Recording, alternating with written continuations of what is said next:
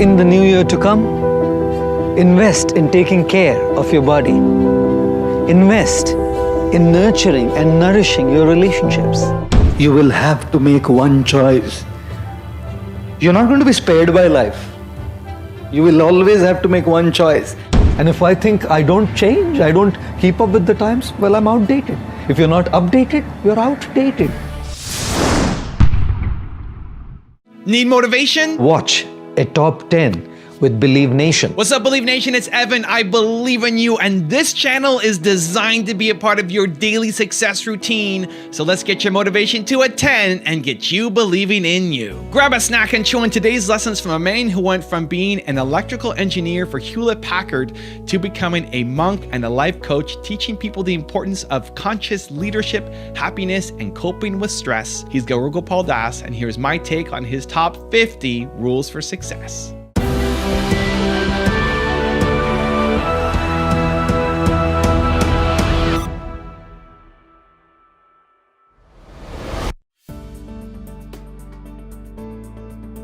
You know something? In the game of life, you're playing a cricket match against an entity called the mind. No one on planet Earth can stop you from accomplishing and achieving what you want if you can bat against the googlies that the mind bowls at you. How many of you have experienced that the mind bowls googlies? Good. When it comes to exercising and jogging, how many of you know that the mind bowls googlies? Majja. Soja. How many of you have trouble in studying? Raise your hands as students. My God. And you come here, you hear all of these things. Don't get distracted by WhatsApp. Don't get distracted by internet pornography. Don't get distracted by Twitter. Don't get distracted by Facebook. Study. Don't get distracted by birds to do bird watching. Study. All these distractions. इधर आके कुछ उपदेश देते हैं कुछ लोग साधु लोग आपको. उस पे बाद भी फेल होता है. So one father was telling his son, देख तेरे क्लास में वो लूसी है ना, लूसी, देख फर्स्ट आई है वो, और तू नालायक फेल हो गया. वो बोला देख के ही फेल हो गया मैं उसको. देख के ही तो फेल हुआ मैं उसको. I'll tell you something. My God. Why? Because the mind doesn't want you to win the game of life. How many of you wanted to wake up early in the morning? Raise your hands. Only wanted, I asked. Wanted to wake up early in the morning. And how many of you have done something called as setting an alarm clock? And then after setting the alarm clock, that's an alarm. Whether you want it or not, it rings. And when it rings, the mind puts its first googly. What does the mind do? By putting the googly, makes you clean bowled when you do the first snooze. You are out. You are out. If you snooze, you are out. I want to say one thing. Just one. And probably this will change the direction of your life. You know something? When you snooze the alarm, what happens? You decide to give in to the mind's ball. And this is how your morning begins. By giving in to the mind. सवेरे की शुरुआत होती है इस bowler से clean bowled होके. आगे क्या मैच जीतेंगे? ये तो दिन की शुरुआत है. By giving in. And it's no problem giving in. Sleeping 5 minutes extra is no problem. The problem is you develop the attitude of giving in. You tell yourself that what I decided last night is not as important. What is important is what the mind says. Because we listen. I'll tell you something, my humble advice. Because it's not just about getting up in the morning, it's about every aspect of life. Whether it's your work, if you're working, whether it's your study, if you're studying, whatever we do. The problem is, it's not about one thing. Sabere ho gaya na, it reflects in every area of life. इसलिए मैं कहता हूँ, अगर 4 बजे नहीं उठना, मालूम है ना अपने से नहीं होता, 4:20 का अलार्म लगाओ, लेकिन 4:20 को उठो. Don't allow that snooze. Rule number 2, learn how to respond. There is a concept called sledging in cricket, where the opponent team comes and gives gali to the batsman. Gali, they try to distract them and take their focus away. One thing that Sachin is adored for in the history of cricket is sledging hasn't bothered him. This man is cool. Are you cool? When people do sledging against you in the game of life, are you cool? Or you lose your cool? There will always be people who are out of control. Can you stop a guy from criticizing you? Can you stop an opponent team from sledging? कुछ नहीं कर सकते. It's called things which are out of our control. People are out of our control sometimes. Are situations in your control many times? No. The guy who was batting was expecting an in-swing ball. And that's what the bowler bowled. And one gush of wind, an in-swing becomes an outswing. And is caught out. Lot of things, situations, people are just out of our control. How many of you think question paper is in your control? And when things go wild, I'll tell you what happens with us. This is what happens with us. You know?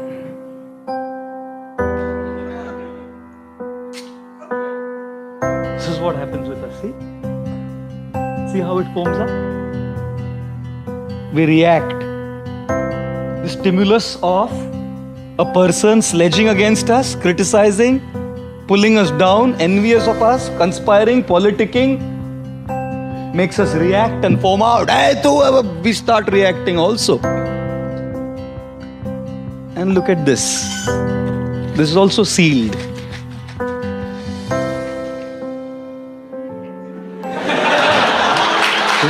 The question is, do you want to be a 7-Up can or a Oxycool bottle of water? And I'm sure a lot of us would say, Prabhu ji, हमको तो दूसरा कुछ सोचता ही नहीं है प्रभु जी. And thus, in our life, we will always have a stimulus. And we can choose to respond because between the stimulus and response is our choice. A great personality is not born in the maternity ward. A great personality is born by the choices that one makes. And therefore, when there are all kinds of stimuli, we have to learn how to respond. If we are not strong spiritually, it is impossible. If we are not strong culturally, it is impossible. All this sounds great and good and we know, yes, I want to do it. I can't be a can of soda. I want to be a water bottle. But is it so easy? No. That is why coming here is so important. That is why these foundational ethics of spirituality are so crucial in this age. As all of you are going to be successful in your own areas of life, if not cricket per se. And thus, we have to learn how to respond. Rule number 3, don't lead the life of I. What is the most selfish one-lettered word? I, isn't it? Everything revolves around I. iPhone, iPad, iPod, and the man says, I paid. What do you do? Everything revolves around the I. And what does I stand for? I stands for expectations. I should be treated like this. I should be loved like this. I should be dealt with like this. I should be respected like this. I should be given these many marks. I should not be given this. You're all leading a life of super high expectations. Everything revolves around my opinions, my desires, my likes, my dislikes. I love this, I want this, I don't want this. I. You think life will be a very happy life when it revolves around I? From our childhood we have grown up like this. We've only learned to take. And everyone has to fulfill my expectations. Everything has to be up to my expectations. Therefore, when people come to God, people come to a temple also, they're only asking, give me what I want. No one comes to say, I love you, I want to give you. When the President of the United States, John F. Kennedy, came up to his stage for his first presidential speech, his voice rumbled into the public address system when he said, ask not what the country can do for you. Ask what you can do for the country. And so we are saying, ask not what God can do for you. Ask what you can do for God. But no one asks that. Because the I is so big, my expectations, my desires, my things are so powerful that even when I come to a temple and ring a bell, all I'm doing is asking. The more we lead a life of I, our I will always be frustrated. Because people don't exist in this world to just fulfill your expectations. Therefore, ladies and gentlemen, the most selfish one-lettered word is I, which stands for expectations. And therefore, avoid this word. How do you avoid this word? Be realistic in your expectations. अपेक्षाएं करने में कोई problem नहीं है, but understand that not everyone will fulfill your expectation. And secondly, avoid this word I by trying to serve others. You know why? Because when you want to be served, you're dependent on people. They may not serve you. When you want to serve, who can stop you? When you want respect, people may not respect you. But when you want to give respect, who can stop you? When you want to be loved, you may not be loved. But when you want to give love, who can stop you? When you want in charity, people may not give you in charity. But when you want to give charity, who can stop you? And therefore, learn to begin your journey from I to you. The more you want for yourself, you'll remain frustrated. The more you want to give, you will remain happy. Rule number 4, grow through life. When you want to achieve success in your career, in your academics, in your business, in your profession, we will fail. And that's the example of the giraffe. When the baby giraffe is born, falls from such a high distance straight on the ground, the mother positions herself right above the baby giraffe. And guess what she does first? Gives it a hard kick. बच्चे का जन्म होता है और माँ आके खाट से लात मारती है. तो बच्चा समझता नहीं, अभी तो आया है जिंदगी में, लात मारे, कौन लात मारा, लात का मतलब क्या है मालूम नहीं उसको. अचानक एक झटका मिलता है उसको. So as it's just coming out of that impact, झटका, the mother gives a second harder kick. Now the guy understands. अगर मैं कुछ किया नहीं तो ये चलता रहेगा सिलसिला. So this baby giraffe starts getting up on its wobbly legs, on its wobbly legs. And as the baby giraffe gets up on the wobbly leg, थोड़ा खड़ा होना सीखा ना, फैड एक और लात मारती है माँ. फिर गिर के he gets up and starts running. And then the mother giraffe goes, hugs the baby and starts kissing the baby. You know why? Because the baby giraffe's flesh is very soft and supple, and hyenas and lions love it. The mother knows that I can't be with the baby giraffe all the time. I have to go and get food for the baby. How would I protect it? इसलिए पहले ही एक ऐसी लात मारो कि ये उठना सीखे. और फिर जैसे थोड़ा उठा ना, तो एक और लात मारो तो याद रहे और फिर उठना सीखे. जिंदगी भी माँ मदर जिराफ जैसी है. कई बार लात मारती है. We fail. We should get up. And we'll fail again. We should get up. And like I always say, don't just go through life. Grow through life. Rule number 5, focus on the good. It's quite amazing, isn't it? That when something's stuck in our tooth, the tongue just keeps going to that tooth. Until unless that stuff is out of our tooth, it just keeps going there. Now, there's 31 other teeth in our mouth. When nothing's stuck, the tongue can go there and say, hey, wow, look, there's nothing stuck here. Go to one of the other tooth where there's nothing stuck and say, hey, look, amazing, there's nothing stuck here. But just the nature of the tongue that it keeps going to where something is stuck. And surely, we have to deal with it. Whenever I travel in my handbag, I always have dental floss and a box of toothpicks with me. Just in case something is stuck, I have to take it out. Certainly, we have to deal with it. At the same time, there's a lot of other good things that we can focus on. Ladies and gentlemen, it's not just the nature of the tongue. Isn't it the nature of the mind as well? When there is a problem, an issue stuck in a certain area of our life, the mind keeps going to that problem and just gets stuck into the negativity of trying to deal with it. But there's 31, or shall I say many, many more, good things happening in so many different areas of our life where there's no problems, no issues stuck. Yet, the mind only keeps going to those areas where there are problems. It is necessary, therefore, for all of us that we focus on the good that is happening in our life and deal with the bad or the problems that are happening in our life. Let us not consume our minds with negativity. Let us consume our minds with positivity. Focus on the positive and deal with the negative. Rule number 6, live a balanced life. Most often, if not always, our lives seem to be out of balance. And when lives are out of balance, it makes us very irritable.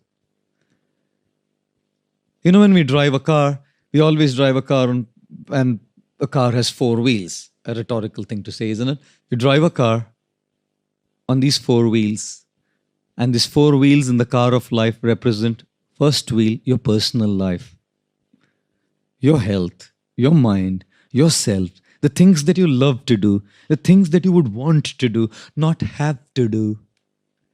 Most times we live a life of have to do. I have to study, I have to work, I have to pay my bills, I have to pay the taxes, I have to do this and I have to do that. I have to go for this social function. I don't have a choice. I have to. Where did the love to go? We just end up living a life of have tos and have forgot about our own selves. By subscribing to the pressures that come from all fronts in our lives, we've forgotten to live our own lives. We don't have time to unwind.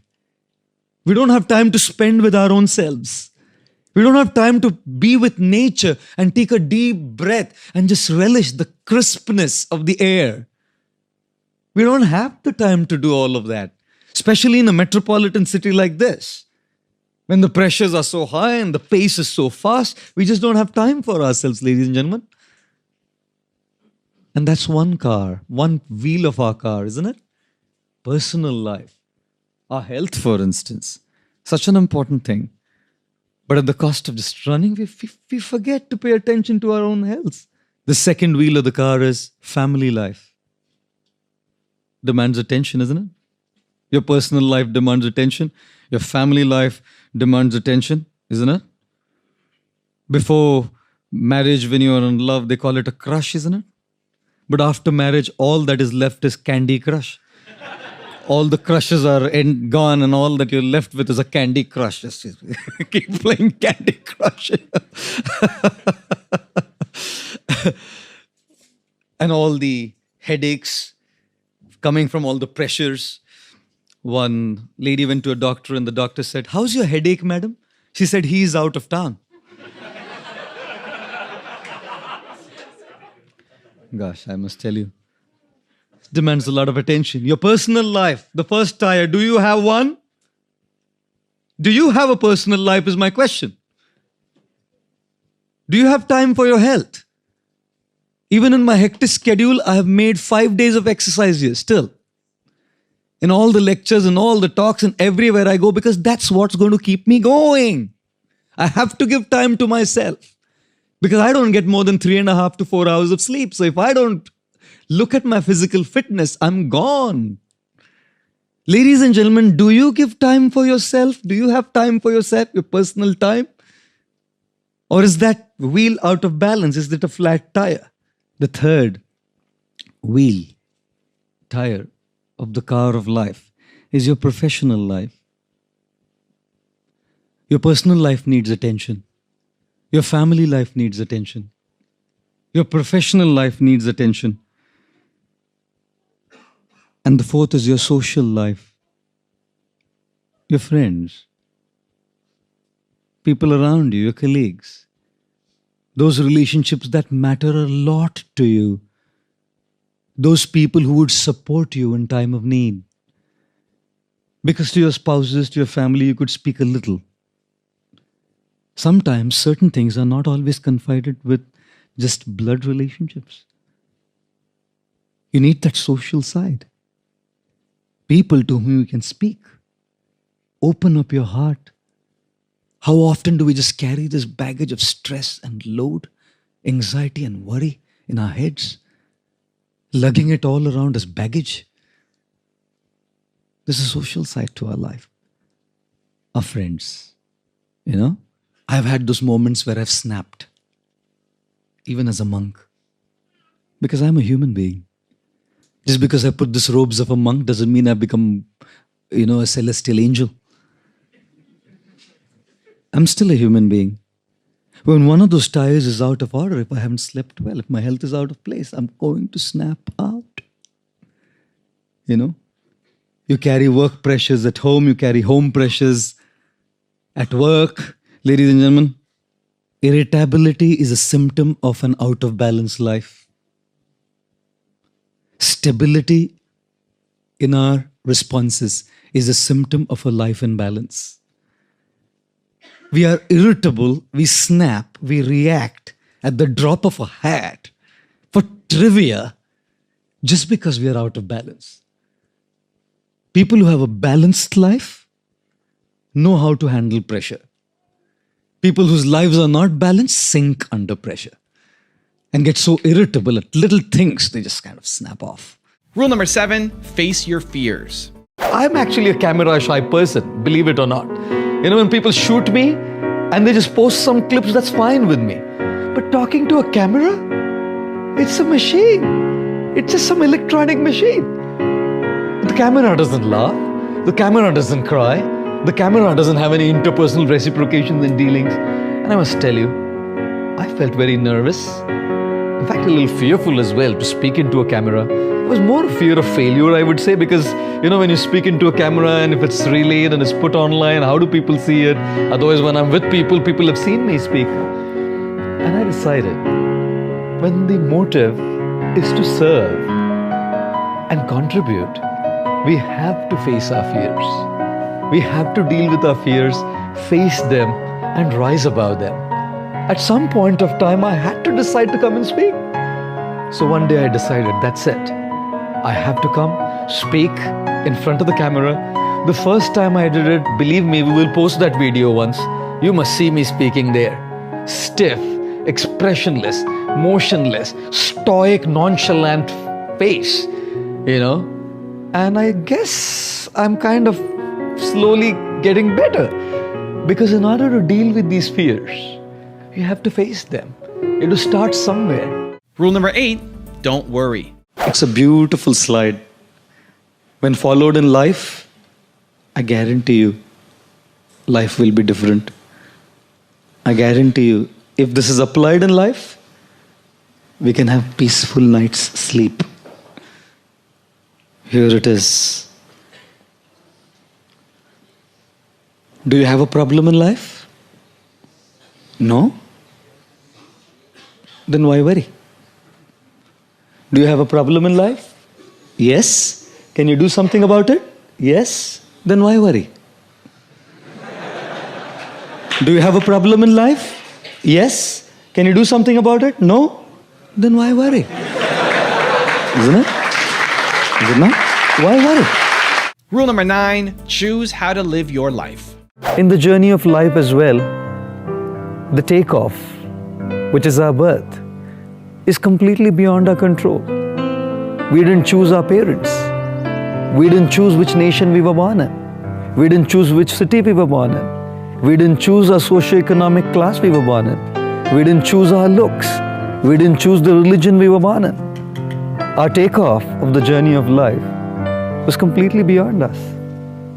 And the landing, death, even that will be completely beyond us. I've heard many times people telling me that they would just love to die by getting a massive heart attack and dropping dead, no trouble for them, no hospitalization, no tubes, no needles, no trouble caused to others. In one shot, go. Now, no matter how much we might wish that, it's just beyond us. How we go and how the landing happens is completely beyond us. And what about the turbulence, the disturbances, the problems during the journey of our life? Some of them are within our control, which we can solve. But many problems and issues and the turbulence caused is completely beyond our control because it's caused by situations which are beyond us. It's caused by people who are beyond us. Yes, ladies and gentlemen, in this journey of life, the takeoff, the landing, and the turbulence is not in our control. What is in our control, however, is the choices we can make. And therefore, spirituality is about learning how to make those right choices. When we learn to make those right choices, we learn to live a transformed, happy, fulfilled life despite all the turbulence and problems that are going on around us. It is said, when we are beautiful, it's God's gift to us. When we live our life beautiful, it is our gift to God. Therefore, being a male is a matter of birth. Being a man is a matter of age. Being a gentleman is a matter of choice. And as a corollary to that, being a female is a matter of birth. Being a woman is a matter of age. Being a gentlewoman is a matter of choice. Let us all take to spiritual wisdom, learn to make the right choices which are within our control as our gift to God, and thus live our lives as thorough and perfect, ladies and gentlemen. Rule number 10, tell great stories. I was telling the story the other day. This is my favorite story. I just keep sharing it all the time. This is what really happened. You can't believe this, but this happened. I came to London Heathrow once, and at London Heathrow, I came to the immigration officer, and this immigration officer, elderly man, he said, "So what are you here for?" I said, "To give talks." He said, "Then are you living at your Watford Centre?" I said, "Yeah." He said, "How long will you stay here for?" I said, "About 2 weeks." He said, "And can I ask you a personal question?" I said, "Please, sir." He said, "Are you married?" I said, "You are an Indian, aren't you?" "I'm a monk." He said, "No, I was just cross-checking, just in case." And then he said, "Can I ask you another one, please?" I said, "Yes." He said, "Are you not missing anything in life?" He thought he caught me at the wrong foot. "Are you not missing anything in life?" I said, "Of course I am." He said, "What?" I said, "Problems."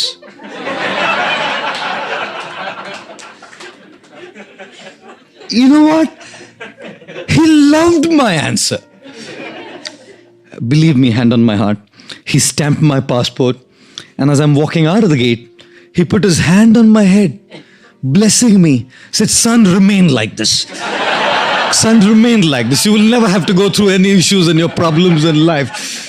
God, you know what? I mean, it's nice to laugh at, but as I walked through the gate, I turned to him and told him, "Look, gentlemen, I must tell you something. Don't think that me as a monk is free from problems.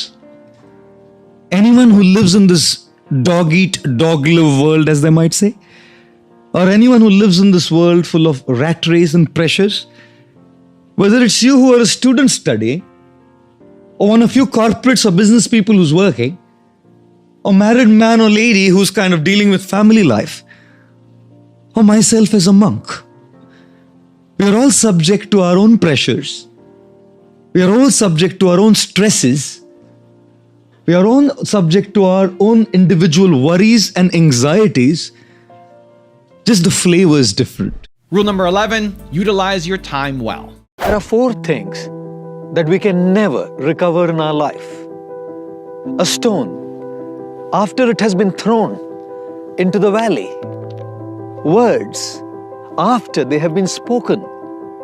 An opportunity, once it is missed. And time, once it has gone.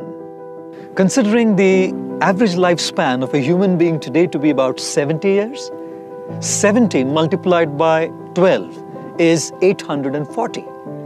Now that's how many months we have in our life to live in this world.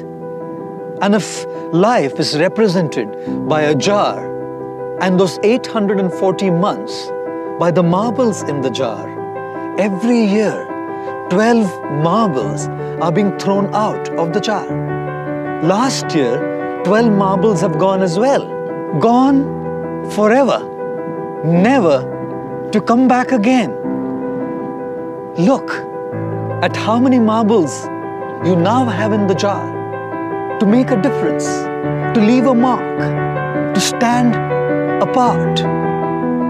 Utilize your time well, and your time will treat you well, leading you into an overall sense of well-being. In the new year to come, invest in taking care of your body. Invest in nurturing and nourishing your relationships. Invest in finding and discovering your purpose, your passion, your calling in order to enhance your professional growth. Invest in pursuing and cultivating a meaningful, deep spiritual connect. And for some reason, if you found yourself stuck in any of these, some of these, or all of these areas in the last year, the new year brings a fresh opportunity to press the refresh button, refresh the page of your life, and live well. Because at the end of the day, remember, we are all just stories. And make sure that yours is an inspiring one. Rule number 12, focus. When one looks at the crane standing on one leg, completely focused into the waters, the crane with one pointed attention is looking at the waters as the fishes are swimming inside the waters. The crane will allow the small fish to swim around and not be satisfied with them. It'll allow the fishes, the small fishes, to go around and swim around. The crane will focus and wait for the big fish to come. If the crane settles with the small fish, it'll lose the big fish. And if the crane wants the big fish, it has to allow the small fish to pass by and go around. Similarly in life, when we want to focus on what is important, we should allow the small things to pass by. We shouldn't be distracted by the little things. Sometimes there'll be interpersonal issues and conflicts. Sometimes there'll be some health crises. Sometimes there might be a financial crisis. So many things keep happening in life. Let the small things pass by and focus on what's important. Rule number 13, act with a vision. Thomas Alva Edison once made a very nice statement. He said, genius is 1% inspiration and 99% perspiration. We may have an inspiration in our heart, that 1% strong, burning inferno of an inspiration. But unless that inspiration is put into action, dedicated, committed, hard work, that 99% perspiration, we are not going to be able to achieve what we want to achieve. And so also, when we talk about dealing with our bad habits, success is 1% inspiration and 99% perspiration. We need that inspiration, but based on the foundation of that inspiration, we have to put in dedicated, committed, hard work. That 99% perspiration. What's amazing is that 99% perspiration is based on the foundation of that 1% inspiration. If the foundation of a building is in place, the very first thing that we make when it comes to building a structure, a house, a beautiful edifice or a mansion, is we put the foundation in place. If the foundation is in place, if it's strong and robust, then all the building blocks, the bricks, the cement, the mortar, the steel can go on and form a beautiful structure for us to live in, for us to dwell in. And so also, that 1% inspiration is the foundation of that 99% perspiration. Imagine if you're very inspired to change, if you're very inspired to give up some of your bad habits, but you don't put that hard work, that 99% perspiration, what good is that inspiration? Or imagine if you keep putting 99% of perspiration, that hard work, that effort, that dedicated commitment, but if you don't have that inspiration to do it in the right direction and sustain it and get it a higher shelf life, what good is that hard work and perspiration? Therefore, success comes by a balance of the two. Inspiration, which acts as the foundation, and perspiration, which acts as the building blocks to build upon that foundation. I once read a very interesting Japanese proverb. It said, action without vision is a nightmare. If you simply keep acting without having the right vision, the result is a nightmare. And it said, vision without action is a daydream. If you simply have a vision and you don't act upon it, all you have as a result is a daydream. I have rephrased it for our discussion here today. Perspiration without inspiration is a nightmare. But inspiration without perspiration is a daydream. Rule number 14, get consumed by positivity. Get consumed by the positive energy. Focus not on your bad habits. Get consumed not by the negative energy of your bad habits. Sometimes we just get so consumed by it that all that's playing on our mind is that. No, that's meant to be dealt with. Focus on the good things that are happening in your life. And to focus on the good things and be grateful doesn't happen automatically.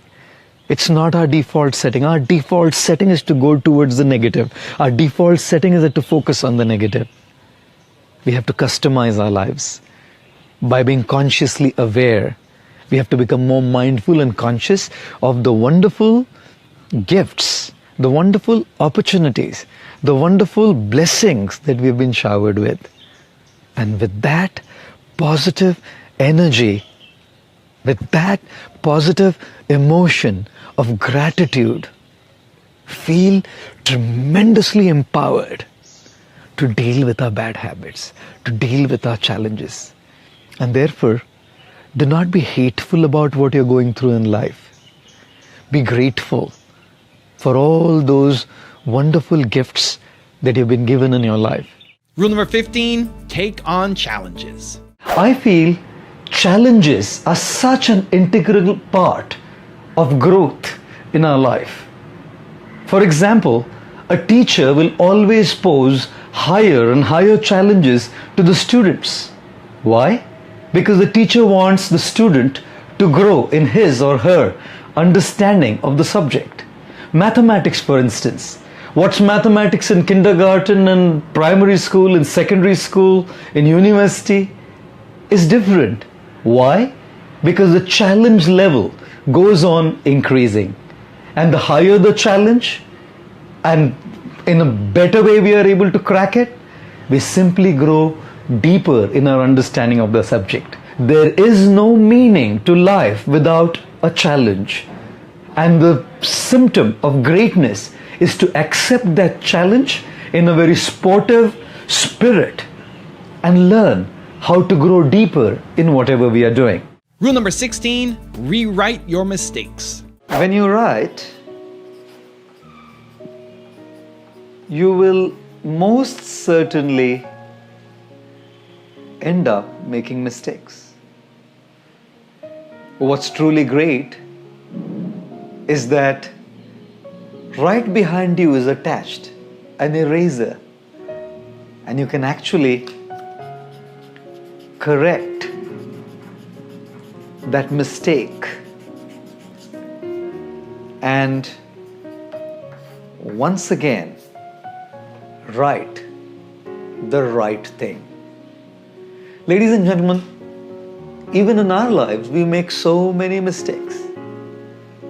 And what's amazing is God has given us the opportunity, the chance to erase them, to correct them, and to rewrite our stories. We all make mistakes. I remember I once went for a program and a gentleman came to me and said, Prabhuji, I'm your fan. I said, why? He said, your talks are really inspiring, especially the jokes. I said, what about the points, man? He said, the points are good, but the jokes are great. I said to him, come on, all the jokes are only meant to really pass on the message and drive home the point. And just as we were talking, a little boy came running and I said, your son, right? He said, yeah. And just following the boy came a lady. I said, your daughter, right? And the man turned blue. And the lady was like all smiles, a ear-to-ear smile, because she was not his daughter. She was actually his wife.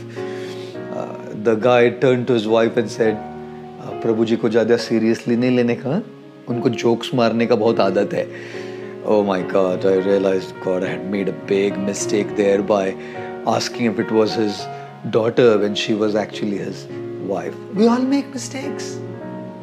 Now, anyone who comes to me with people around, I never ask whether this is your son or daughter or wife or father or mother. I just ask, can you kindly introduce me to everyone, please? Simple, isn't it? Yes, we make mistakes. We should learn from those mistakes, erase them, correct them, and never repeat them. Rule number 17, win the war. Now, the nature of success is that it gets into our heads and makes us complacent.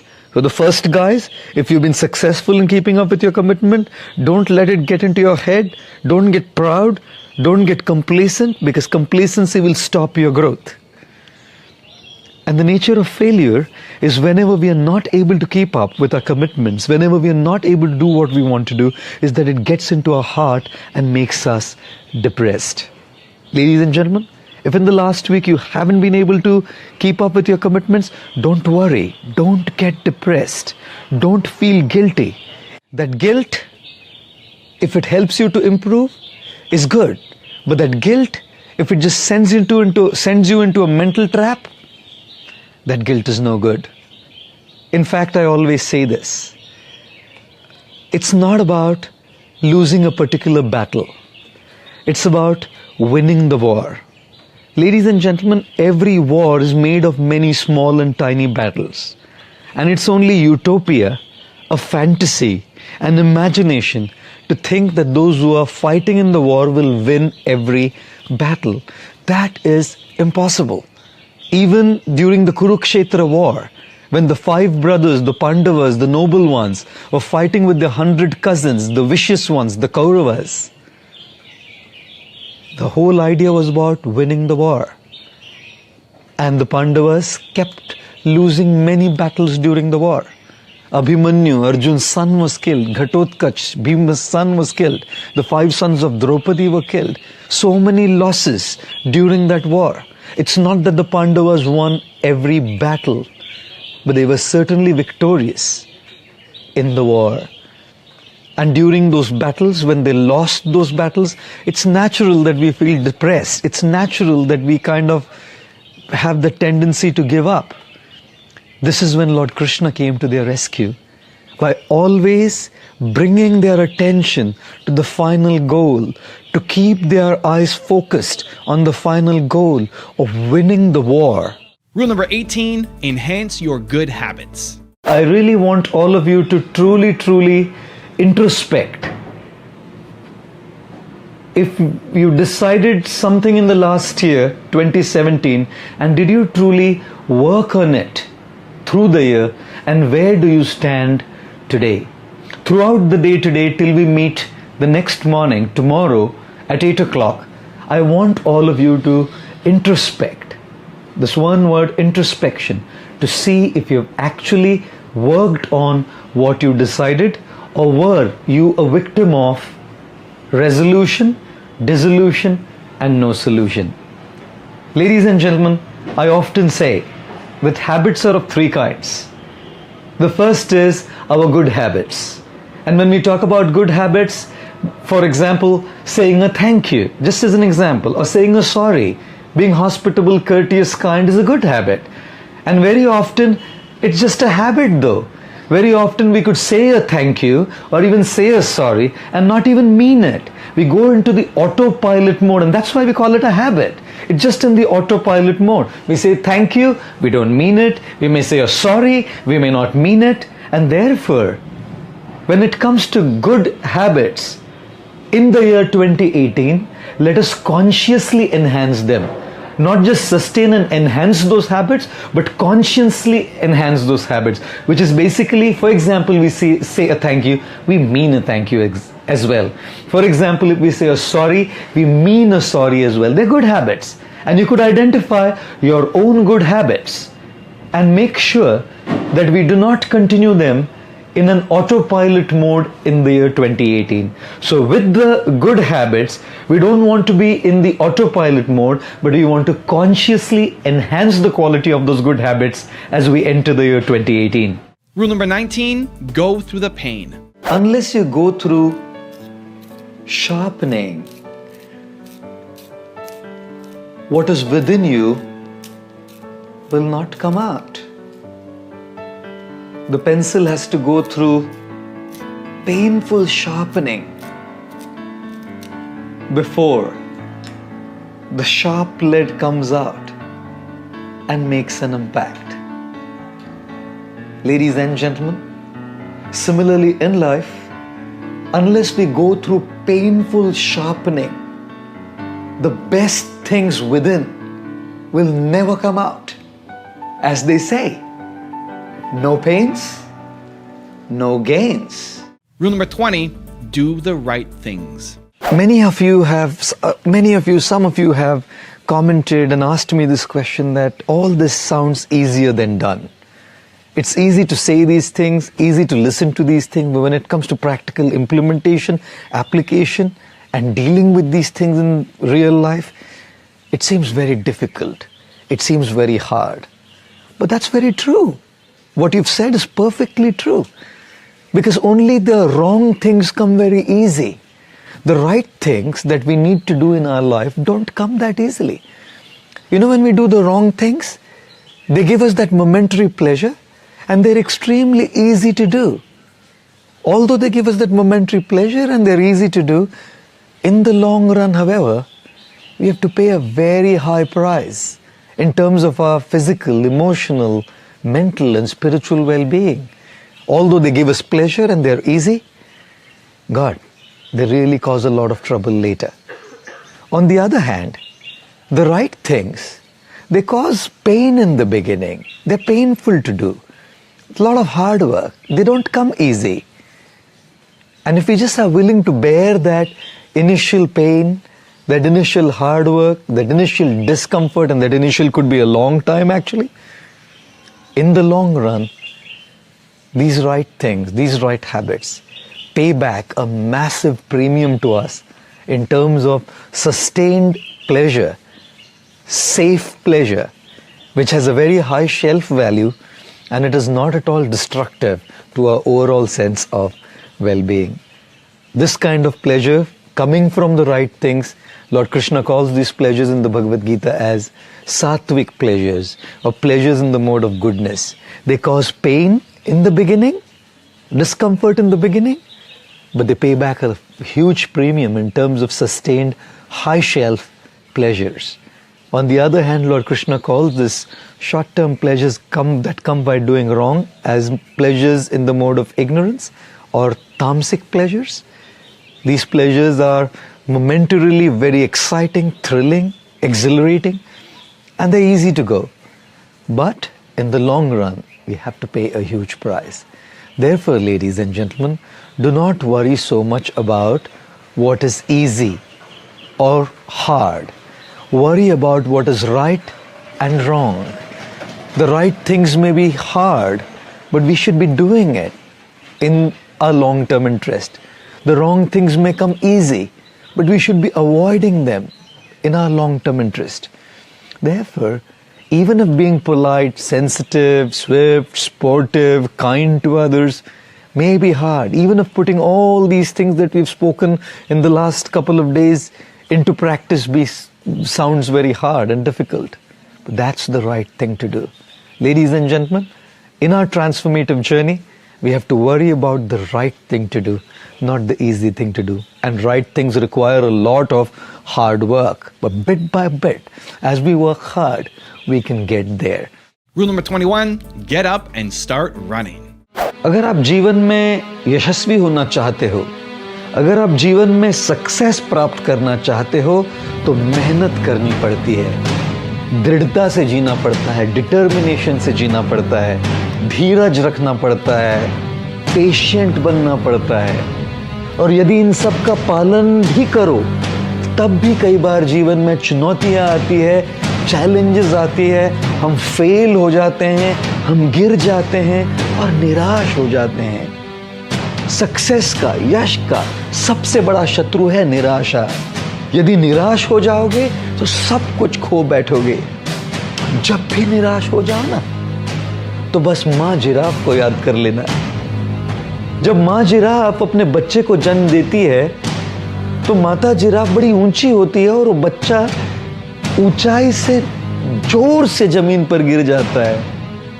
और जैसे ही बेचारा समझने का प्रयत्न करता है कि मैं कहाँ गिर गया, तब तक वो माँ उस बच्चे के ऊपर खड़ी रहती है और उसको बहुत जोर से लात मारती है। उड़ते हुए बच्चा जाकर कहीं और गिर जाता है और बस अपनी सुध-बुध दोबारा इकट्ठा करने का प्रयत्न करता है।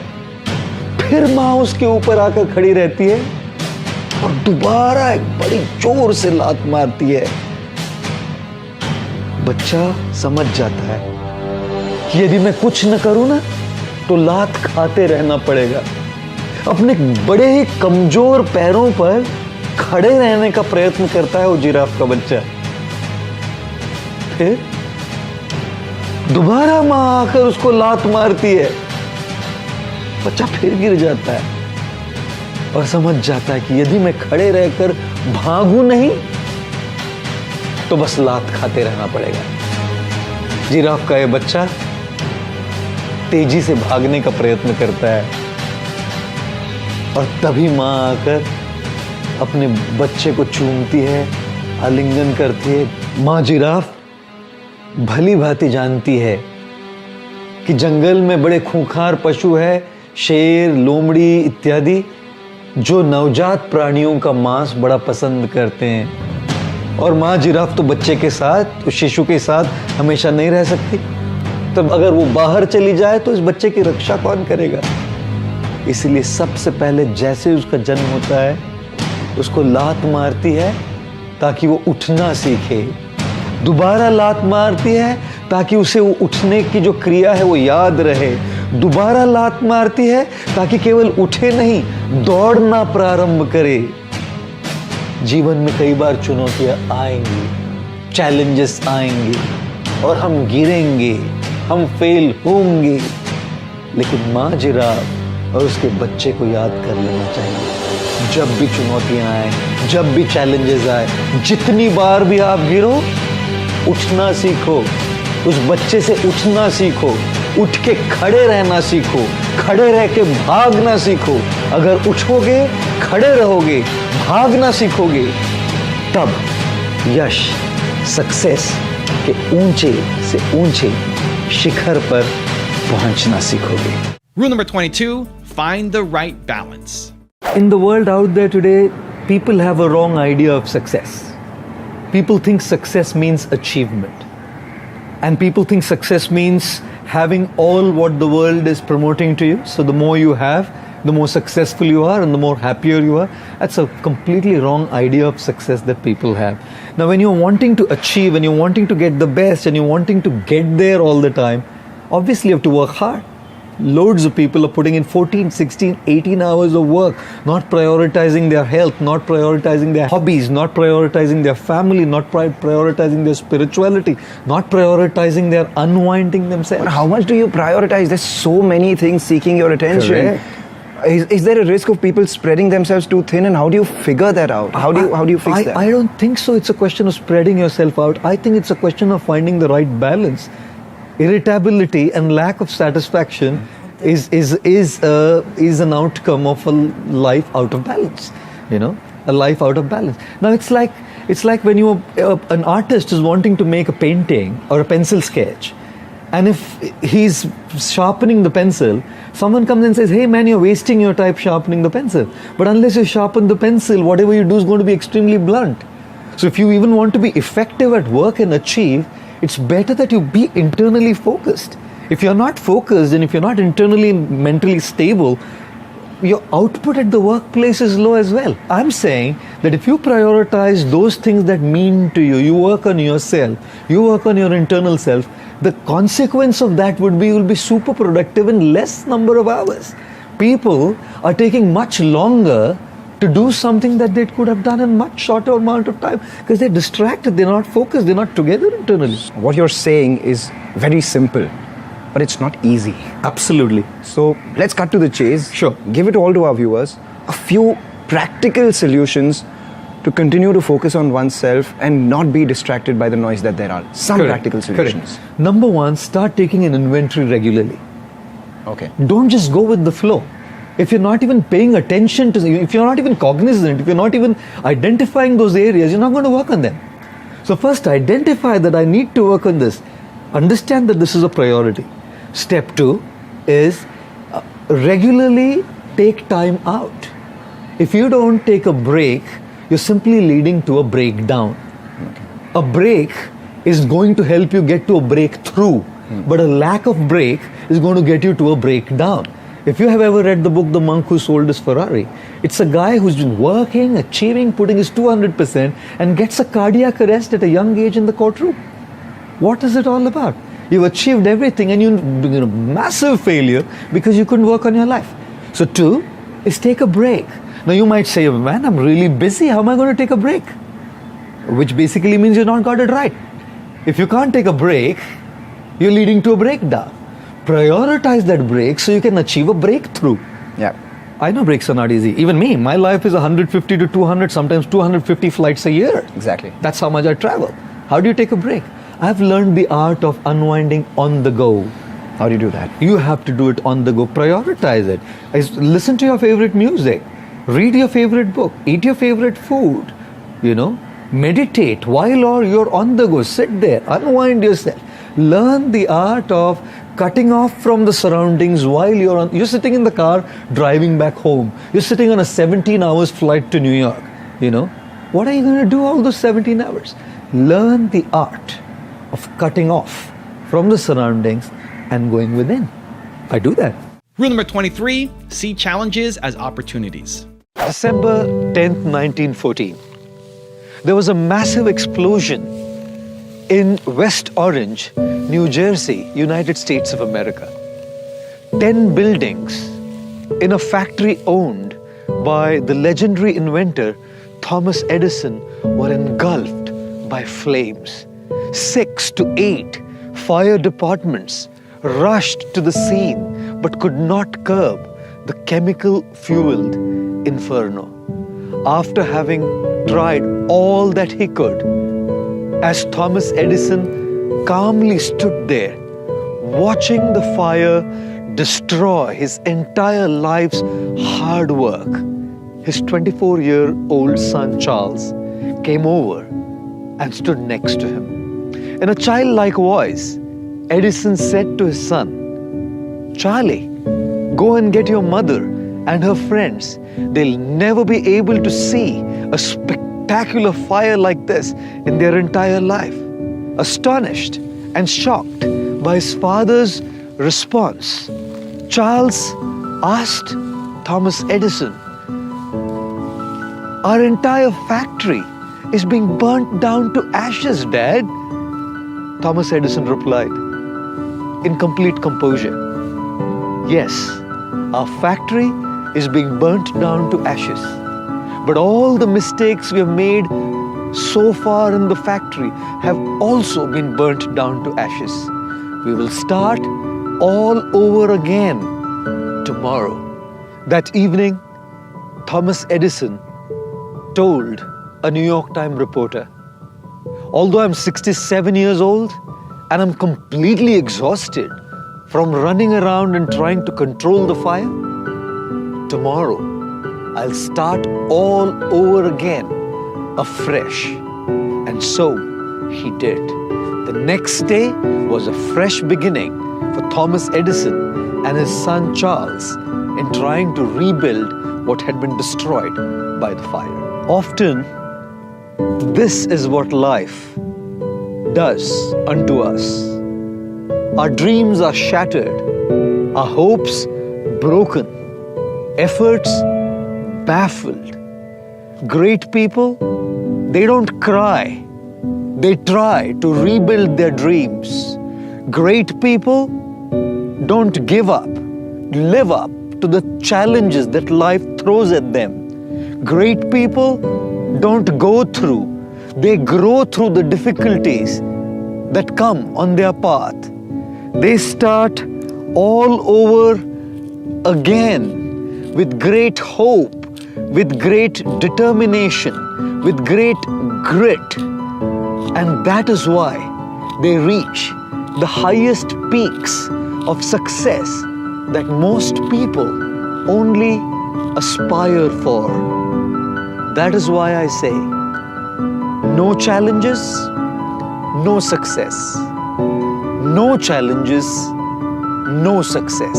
Rule number 24, go beyond the obvious. A teacher teaching math to a class of 6-year-olds asked a boy called Arnav in class, Arnav, if I give you 2 mangoes and 2 mangoes, how many will you have? Arnav said 5. The teacher said, Arnav, if I give you 1, 2, 2 mangoes and 1, 2 mangoes, how many will you have? 5, replied Arnav. The teacher was upset. But remember that Arnav's mom had said that Arnav doesn't like mangoes, he likes strawberries. So she changed her example. If I give you 2 strawberries and 2 strawberries, how many will you have? 4, replied Arnav. Oh, the teacher was pleased by the change of strategy. Just to confirm that Arnav had understood his math right, she asked Arnav again, Arnav, if I give you 2 mangoes and 2 mangoes, how many will you have? Arnav replied, 5. The teacher was now annoyed. How can 2 and 2 strawberries be 4 and 2 and 2 mangoes be 5? Arnav replied, I already have 1 mango in my bag, madam. Who was right? Was the teacher wrong? No, because 2 plus 2 is 4. Was Arnav wrong?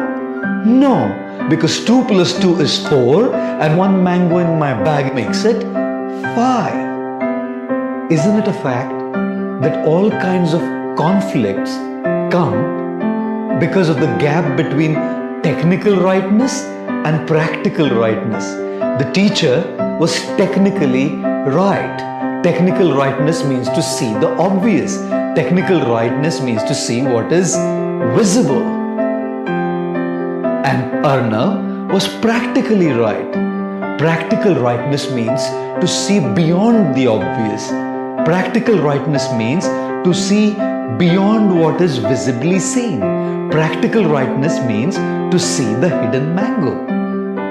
Ladies and gentlemen, very often all our conflicts come because of the gap between the technical and practical rightness. The next time you see someone not fit into your definition of what is technically right, please do not be judgmental.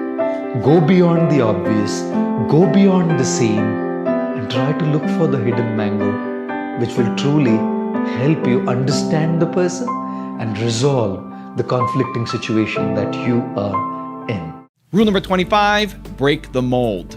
When you're wanting to do something out of the box, there's always going to be opposition from a society where parents want you to subscribe to a certain things, a settled job, a settled life in terms of family, and you're thinking completely out of the box. As soon as you want to do something out of the box, you're going to have to face challenges from the family side. After a while, however, when my family saw where I was reaching, how I was impacting people's lives, how I was really able to make a difference in the world, they accepted it very well. And I feel, in terms of coping up with the challenges of how my friends have moved on in the industry, I think it's a question of self-discovery. I hate being a part of a mold that the world created for me. I don't want to subscribe to the mold that the world creates for you. I don't want to live a life in a paradigm that the world has created for me. I want to discover my own mold. I want to have a paradigm that I have invented. Only when you discover yourself, only when you live a life for what you are created, is when you feel happy, satisfied. Not just happy and satisfied, you're super effective. Even in the corporate world today, loads of people are just living a life which they're not created for, because it pays the bucks. And why do they need the bucks? To pay the taxes, to pay the bills, to pay the mortgages. But they're not living a life of what they are created for. So it's basically kind of, fitting in just because it pays you. But I decided I don't want to fit in. So when I saw others moving on, my friends, my colleagues moving on high up, I really did not feel insecure at all, because I didn't want to fit in, to be someone else. I wanted to find myself, discover myself. Because as soon as you are successful in your self-discovery, man, you're effective and completely satisfied. Rule number 26, change your vision. A little boy once came running to his mother and asked her, "What are you doing, Mom?" She replied, "I'm making a beautiful embroidered design on this nice cloth." The little boy looked up to the cloth securely held in the wooden ring, the hoop, and complained, "A design? All I can see is just some colored threads, yellow, blue, red, black, pink, all tangled up, all messed up into each other, all complication, and you call it a design?" The mother picked up the little boy, put him on her lap, and said to him, "Now look at it, my son." And the boy saw a beautiful design, an incredible pattern, a systematic plan and a layout evolving on this cloth. The mother said to the boy, "When you look at the cloth from your side, all you see is a mess. When you look at the cloth from my side, all you see is a beautiful design, a pattern, a plan." Ladies and gentlemen, when we go through the helpless, overwhelming challenges in our life, for no fault of ours or no fault of anybody else, and we cannot do anything to sort it out, if we see and look at it from our point of view, all we see is a mess. All we see is situations and events tangled up and jumbled up to create that mess. But when we look at the same situation from life's point of view, from God's point of view, we see a beautiful design, a pattern, a plan evolving in our life. In fact, for a beautiful design of embroidery to happen on one side, you cannot avoid the mess on the other side. And it's not just the nature of embroidery, such is the nature of life as well. This outlook actually gives us a very deep sense of inner strength and fortitude to face such helpless, overwhelming challenges in our life. Thus I say, change your vision, and your vision will change you. Rule number 27, make informed and transformed choices. We are put in many complicated situations. I want to offer all of you a very powerful tool, a very simple one. When you're talking about making a choice, weigh the consequences and just decide which of the two consequences you are okay to bear. Moral dilemmas are easy to solve because moral dilemmas are between good and bad. Ethical dilemmas are hard to solve because ethical dilemmas are between bad and bad or good and good. Remember this always. You will have to make one choice. You're not going to be spared by life. You will always have to make one choice. Choices means two things to remember: informed choices and transformed choices. We should make informed choices. What is an informed choice? Based on proper knowledge, based on proper deliberation, based on proper consideration, based on proper analysis, not haphazardly, whimsically made choices. And what is transformed choices? Choices based on our spiritual strength. So when we have a combination of informed and transformed, then we make a choice. Because informed, we know what to do, but we can't do it. And thus we definitely need to make transformed choices. And therefore they say, an intelligent person will open your mind. A handsome person will open your eyes. Aakh khul jata na, अरे कितना handsome है. But a gentleman will open your heart. You know? A gentleman will open your heart. And what to speak of an intelligent, handsome gentleman, this is what I appeal to all of you. Become an intelligent, handsome gentleman. Rule number 28, fix your life first. What did you do to be who you are right now? Yeah, I think if you are on an airline and on a flight, the cabin crew will come and announce that if there be a lack of oxygen supply in the cabin, masks will come from the panel above your head, secure them normally and breathe normally, and make sure your mask is in place before you assist and help others. Exactly. So you truly cannot help others unless you are yourself in place. And when we talk about putting your life in place, like my personal life in place, I feel there is a great need to give that priority to fix your life. So yes, there were challenges, moving from being a HP engineer to a lifestyle engineer, moving from being a pampered son to a monk, moving from living in comfort to living in meager facilities in the ashram, in the monastery. There were challenges, but these were all external challenges. Mm-hmm. The internal challenges were, am I missing out? You're out there, if I out there, you would probably be really elevated to a very high position in the industry.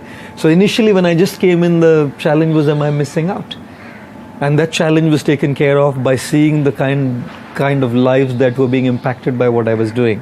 The satisfaction I felt in trying to bring a difference and making that impact was able to kind of deal with that challenge of feeling, did I miss out on something? I don't think I missed out on anything at any point, because seeing people's life changed is what brought me that great joy. Rule number 29, act as an instrument. Now when we see all of these pencils lying here on the table, can any of this pencil make a pencil sketch by itself? Can any one of these write a poem by themselves? Can any of these pencils actually draw a plan, a construction plan for a building? No. The pencil maker told the pencil that you can actually truly serve your purpose when you're in the hands of an expert. In the hands of an expert artist, a beautiful sketch is made. Pablo Picasso, the great artist, was one time walking on the streets, and a lady came up to him and said, Hey Picasso, you're such a great artist, can you make a pencil sketch of mine, please? Picasso made that sketch in a jiffy, in less than 30 seconds, and handed it over to the lady and said, $1 million, madam. She said, you made it in less than 30 seconds, what do you need the $1 million for? Picasso said, the $1 million is not for making it in less than 30 seconds. The $1 million is for the 30 years of hard work which makes me do it in less than 30 seconds. In the hands of an expert architect, the pencil can make a plan. In the hands of an expert poet, writer, the pencil can write a poem or a story. Yes, ladies and gentlemen, when we act as instruments, like this pencil, in the hands of God, in the hands of our teachers, our gurus, our mentors, our experienced, trustworthy guides, truly, we will be able to make an incredible impact on the world, regardless of who we are and what color we are of. Rule number 30, let your choices define you. एक बार एक माँ अपने बेटे को सवेरे सवेरे school जाने के लिए जगा रही थी और बेटे ने स्कूल जाने से साफ इनकार कर दिया। आप तो जानते हैं कि जब भी हमारे माता पिता हमको स्कूल जाने के लिए जगाया करते थे तो हम किसी न किसी प्रकार का बहाना दे दिया करते थे। कभी पेट में दर्द होता था तो कभी पीठ में दर्द, कभी सर में दर्द तो कभी बुखार आ जाता था। तब जब इस बेटे को जगाया गया तब माँ ने बेटे से कहा कि तुम मुझे 2 कारण दो, तुम स्कूल क्यों नहीं जाना चाहते। बेटे ने कहा, पहला कारण क्योंकि सारे टीचर्स मुझसे नफरत करती हैं, और दूसरा कारण सारे विद्यार्थी, सारे स्टूडेंट्स भी मुझसे नफरत करते हैं। माँ ने कहा, स्कूल तो तुमको जरूर जाना पड़ेगा। तो बेटे ने माँ से कहा, तुम मुझे 2 कारण दो कि मैं स्कूल क्यों जाऊं। माँ ने कहा, पहला कारण क्योंकि तुम 52 साल के हो, और दूसरा कारण क्योंकि तुम स्कूल के हेडमास्टर हो। अब चाहे हमको स्कूल जाना अच्छा लगे या नहीं लगे, आप सबको याद होगा कि जब भी स्कूल का पहला दिन होता था तो हमें बड़ा उत्साह भर जाता था। नए जूते, नई यूनिफॉर्म, नई स्कूल बैग, नई किताबें और एक नई नोटबुक, एक नई कॉपी भी हमको मिल जाती थी। जीवन में भी हर वर्ष, हर साल हमको एक कॉपी, एक नोटबुक मिलती है। 365 पन्नों वाली नोटबुक हर साल हमको दी जाती है। पिछले साल 2017 में आप विचार कीजिए कि इन पेजेस पर, इन पन्नों पर आपने क्या लिखा। इस पन्नों पर कई चैप्टर्स रहे हैं। कुछ आपके रिलेशनशिप, संबंधों के चैप्टर, कुछ आपके प्रोफेशनल लाइफ के चैप्टर्स, कुछ आपके निजी सेहत, हेल्थ के चैप्टर्स, और कुछ आपके आध्यात्मिक जीवन, स्पिरिचुअल लाइफ के चैप्टर्स। अलग अलग प्रकार के चैप्टर्स हमने पिछले साल के 2017 की 365 वाली पन्नों की नोटबुक में लिखे हैं। कुछ चैप्टर्स बड़ी अच्छी हैंडराइटिंग में लिखे गए और कुछ चैप्टर्स जंजाल बना दिया हमने उसका। कुछ दिन हमारे संबंधों में कुछ कहने से, कुछ करने से जंजाल बन गया। हमारे प्रोफेशनल लाइफ में हमने कुछ चैप्टर जंजाल बनाकर रख दिए। खुशखबर तो ये है कि 2018 की जो एक नोटबुक हमको मिली है, इसका हर पन्ना, हर पृष्ठ, हर पेज खाली है। और अब ये हमारी चॉइस है कि हम इन पन्नों पर अपने जो संबंधों के चैप्टर, सेहत के चैप्टर, प्रोफेशनल लाइफ के चैप्टर, अपने आध्यात्मिक जीवन के चैप्टर, अपने मानसिक संतुलन के चैप्टर कैसी हैंडराइटिंग में लिखे।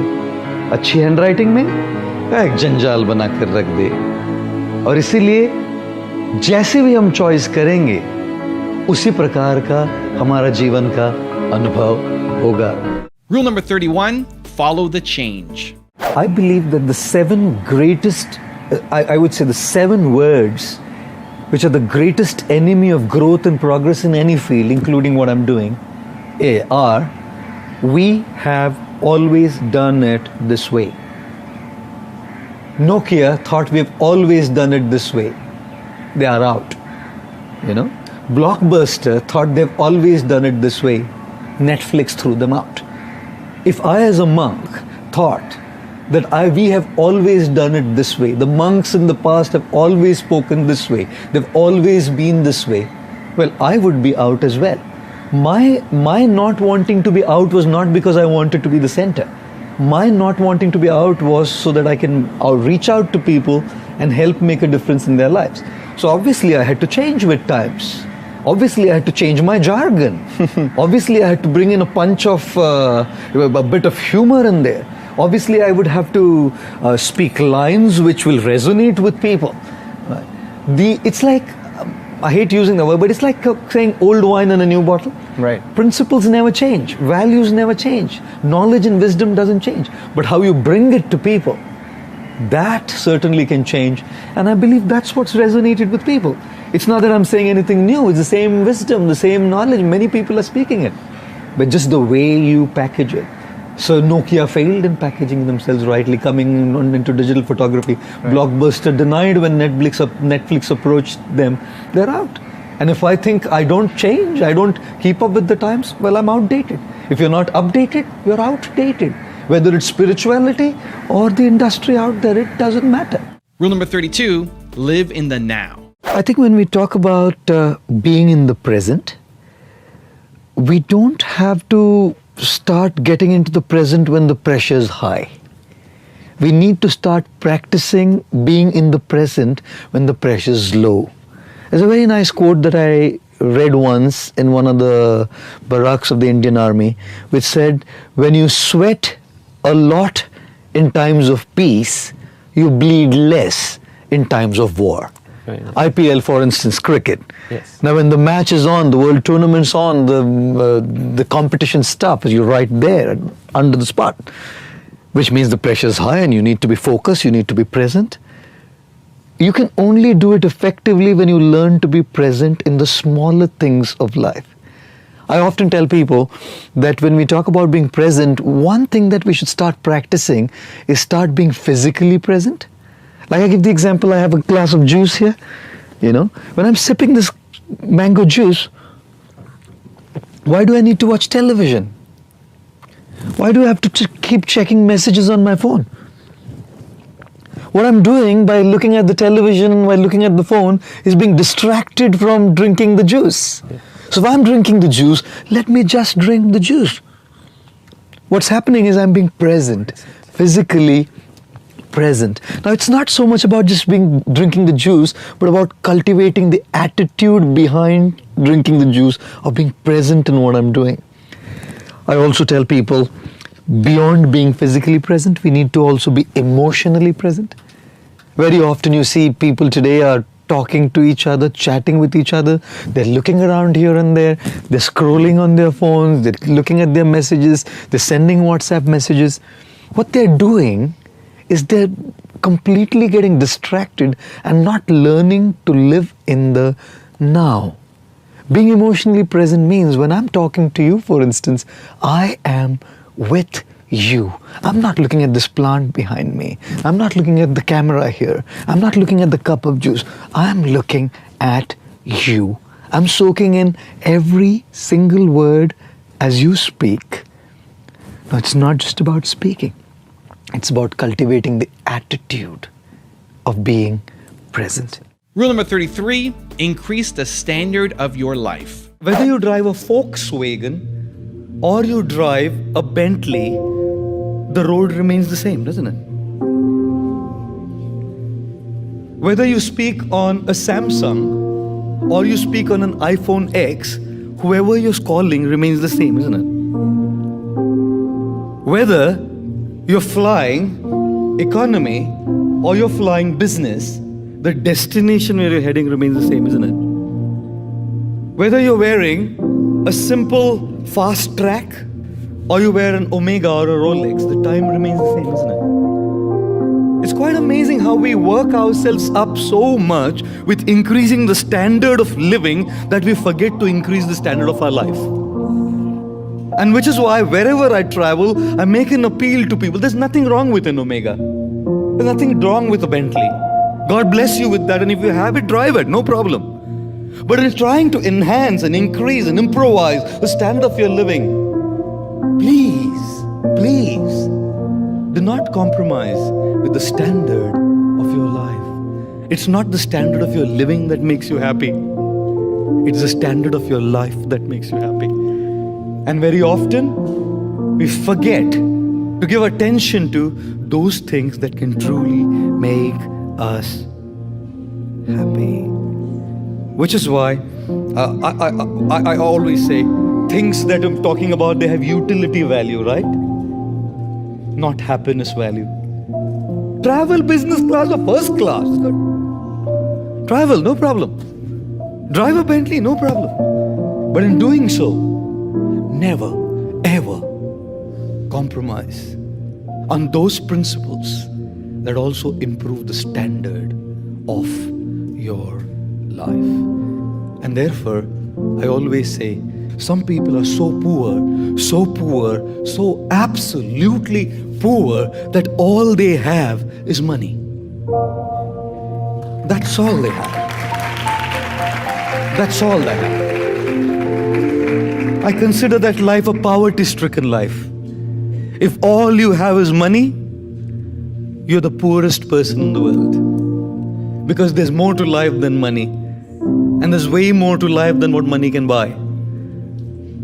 And therefore I many times say, if you want to truly know how rich you are, drop a tear and see how many hands come forth to wipe that tear. Ladies and gentlemen, our happiness and our increased standard of life is not in things, it's in people. It's relationships. It's meaningful, heartfelt, deep bondings of love that bring fulfillment to the heart. It's those meaningful exchanges of love that we share with each other in relationships that brings true joy to the heart. And isn't it the greatest irony that something that brings in the greatest fulfillment, we very conveniently neglect in just running after increasing and enhancing our standard of living. Rule number 34, find balance. The pencil maker told the pencil that, what is truly important is what lies within you. So yes, externally we have our work, externally we have our personality, but internally, as a person, we have to also develop. So pencil is about finding the balance between the external and the internal. The external is the casing, the internal is the lead that makes an impact. So while we lead a life of valuables externally, we must also prioritize the values internally. While we lead a life of personality externally, we also need to prioritize being a good person internally. While we live a life of charisma externally, we also need to live a life of character internally. So the balance between the external and the internal is the balance of the lead in the pencil and the casing of the pencil. Yeah. Rule number 35, have hope. I think there's this one aspect that we all need to accept and come to terms with in life. There's going to be things that are beyond our control. Let's not fight this back. And let's not come into the mode of controllership thinking that everything's in my hands. That thinking that everything's in my hands can disappoint us, frustrate us when things don't go our way. So I think that's one aspect that I talk about is come to terms with it that there's going to be things that don't go my way. Yeah. And everything doesn't go by my watch. Life has its watch. Higher powers have their watch and things will come to us. Also, there's this bulbs right up here. Yeah. They're lighting up the whole studio where we're shooting. It's quite amazing. These bulbs giving their light. But there's many bulbs in the storeroom who are waiting there to come in the studio and give their light so that the shooting can happen. When will that bulb in the studio ever get a chance to come up here? Now the beauty of life is that the bulb up here doesn't last forever. Doesn't, yeah. No bulb has lasted forever and no bulb will last forever. No speaker has lasted forever. No speaker will last forever. No actor has lasted forever in terms of their fame. No actor will last forever. No athlete, no sports person has lasted forever. And no sports person will last forever. Just like this bulb. Everyone has their time. Everyone has their day. And that day doesn't last forever. Ever. So which basically means the bulb here won't be there one day. And the bulb in the storeroom is going to get its chance to come to the lampshade one day to light up the studio. You know what? The question in the mind of that little bulb there is, I agree, sir, all this philosophy understood. Sounds good, all this gyan. Yes. Sounds great. All this gyan sounds great. Yeah.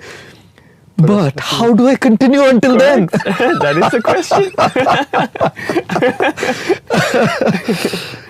So I think the parameter, the principle, the value, the ethic that actually helps us continue with perseverance and patience is hope. Yes. Hope is that one element that can keep us going. The worst thing to happen in life is to lose hope and be hopeless. Correct. So if we are sitting there waiting for our turn to come, hope against hope.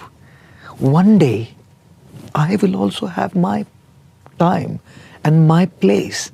When, how, we do not know, because these are factors that are completely beyond our control. Rule number 36, choose greatness. So his question is, how does luck or destiny, what role does it play in victory or success? Right? Is it all hard work? Is it all destiny? What is it? Now, in my humble opinion, destiny is the situations that come to you, which are beyond your control. For example, you didn't choose your parents. Did any of you choose your parents? You were destined. That was destiny. You were born. ऐसा नहीं बोले ये मेरी बाप, ये मेरे माँ, मैं अवतार लूँगा इनसे.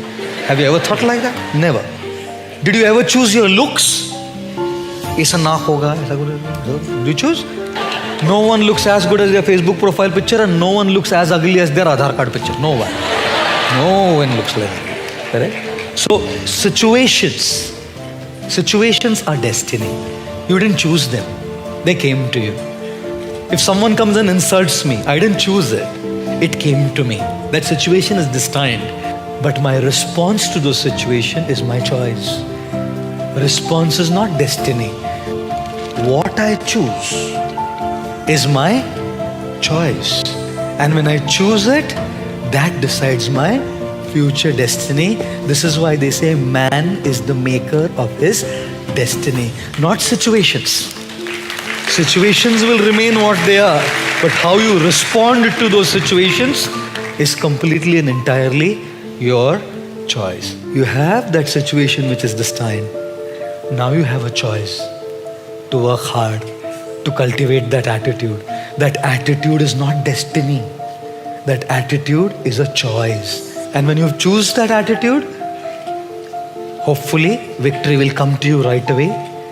Even if it doesn't come to you right away, you have sown the seed that will pay back. The seed that is sown will certainly fructify. Now, 10 years down the line, 20 years down the line, or later. This is why persistence, sticking it out, is so much essential. Rule number 37, prioritize mindfulness. The word mindfulness is a big thing in the world today. I was in San Francisco and I was invited to speak at Salesforce. Okay. And Mark Benioff, one of the things he's done at Salesforce is he has prioritized mindfulness for every single employee. Every single floor of their headquarters in Salesforce has a mindfulness zone. People can go there, practice mindfulness. In fact, every year they have this conference called Dreamforce in the month of November. Or 200,000 American top-notch professionals come for the conference. And in that 4 to 5 days conference, the last day is a mindfulness day, where they invite people who can speak to these professionals so that they can learn the art of internally connecting, stabilizing their minds. Because even Mark Benioff realized that when people are together, the output is much greater than when they're just distracted and lost. So the paycheck is never an issue. But if you cut corners, the organization never grows. So I think, yes, even in terms of profitability and organizational growth, spirituality does make a difference because it gives a person good character, integrity, certain values, where a person contributes the most. Rule number 38, be the best version of yourself. When I talk about self-confidence, I talk about trying to be the best version of yourself. You know, we are constantly updating our apps. We are constantly updating our operating systems, whether it's an iOS or an Android. Yeah. And the updation of the apps or the operating systems means to bring the best versions of what exist. Yes. And whenever you're updating to a higher version of yourself, you have to be able to give the best of yourself to it. Okay. If you stick to the older version, you reach the plateau and you don't have to work harder.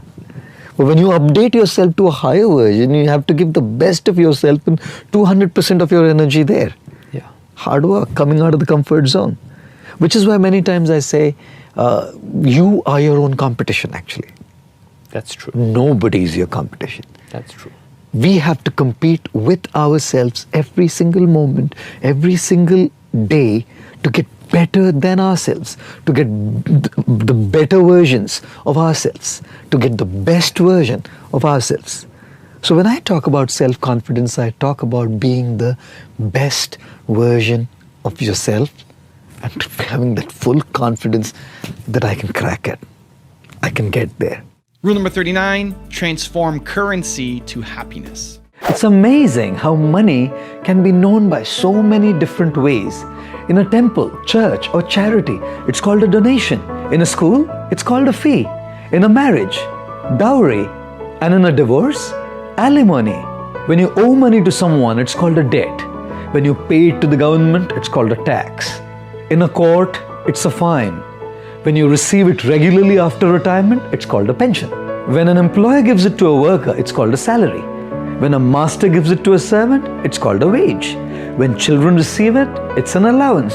And when you borrow it from a bank, it's called a loan. When you offer it after a good service, it's called a tip.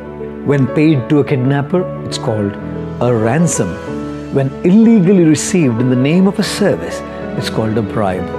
And when used to share and to serve others, it's called happiness. There's nothing wrong in possessing money. The problem is when money possesses you. Earn more money, fulfill your needs, utilize your money to share and serve others, and transform the value of your money from currency to happiness. Rule number 40, find your drive. I'm a simple, small person. In Sanskrit, there is a verse which says, Mukam karoti vachalam. Even a dumb man can speak. Panghum langhayate girim. Even a lame man can cross a mountain. Yat kripa tamaham vande Shri Gurum dinataranam. It's by the grace of Shri Guru and God that one can do what we are doing. And therefore, if you ask me what is my motivation to keep going, I don't even think I'm inspiring millions or crores, as you said. People are watching and people are hearing.